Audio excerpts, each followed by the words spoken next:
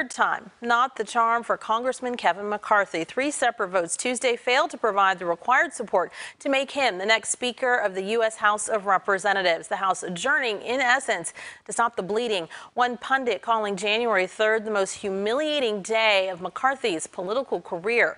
Republican strategist Tim Rosales and Democrat strategist Ed Emerson, Fox 40's political analyst, with me now live to discuss where these developments leave McCarthy, Congress, and the country. Gentlemen, good afternoon to you. Hiya. Hi. Good afternoon. Well, before the new year, we talked about the possibility of the Freedom Caucus successfully blocking McCarthy's bid for Speaker. Did you think they would lead that charge three times, with there being less support on the third vote than the first, Tim? Well, nothing really surprises me out of Washington, D.C. anymore.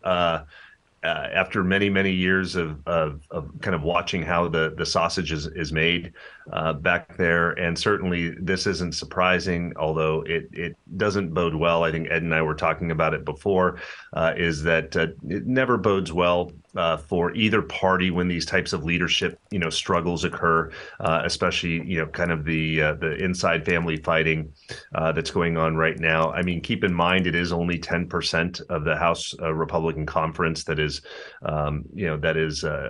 gridlocking this vote for Speaker. But it's not a good look for anybody. No. Ed, what's your take on what happened? Did you expect it to go for 3 rounds yesterday? Well, the 20 members or so of the right wing of the Republican Party represent something, and there are a dozen things that they represent. But one of them is, let's show the American public what this process looks like, right? It's an ugly thing. I mean, people are being promised, or that I don't know. People are asking for committee chairs or certain bills, or there are all these personal things. The McCarthy's line right now is that these are personal grievances. We have Festivus right here, the airing of the grievances. Next is going to be the feats of strength. These 20 folks don't have to go anywhere. It's McCarthy that has to do the lift. And at some point, you have to turn in the direction of the other side of that aisle to look for help, to look for votes, to look for. I think Kevin McCarthy's toast. I really do. Yeah. I think they need to find a compromise candidate.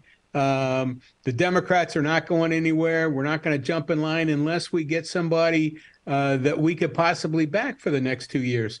So I think it's an embarrassment for Kevin McCarthy. I would love to have another speaker from California, but it looks like it's not going to happen. Was adjourning yesterday to sort of put a pin in this and then resuming today the right thing to do?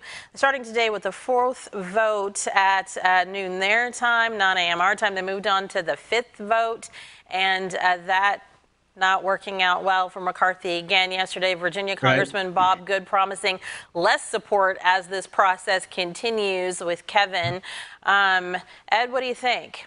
The job of the speaker and the whip is to count votes, right? You should already know. You never put something to a vote, especially on the floor. And Pelosi, for good or ill, she was great at it. She really knew, and Steny Hoyer as her deputy for years, they knew how many votes they had to the exact number. And you don't put something up for a vote like this unless you know exactly how many votes you have. So, I think it's devastating for Mr. McCarthy, and I think he's going to have to find a third way, perhaps another candidate, perhaps a compromised Democrat. That'll never happen. But they need to find a path out of this morass that they've crawled into. Okay, stranger things have happened. We were just talking about nothing surprises you, Tim. So when it comes to them putting a pin in it and coming back today, was that the right move, or should they just have moved on to somebody else yesterday?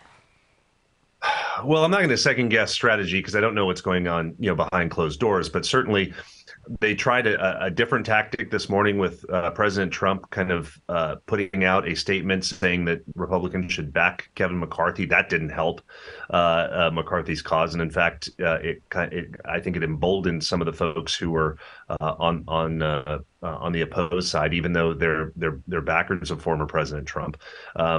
I agree with what Ed said. You don't go to the floor unless you know how many votes you have. I don't think that the continued vote process is particularly helpful, and I think you probably lose more. I do think that rather than a compromise candidate, I wouldn't be surprised if there's another Republican that emerges or that Republicans can agree on to elevate for Speaker. At some time. I don't know if that time is right now, but at some time here in the not too distant future. Congressman Adam Schiff, Democrat, last night, talked about the fact that he didn't think a compromise candidate could happen because, currently the Democrats are going to singularly vote for Hakeem Jeffries.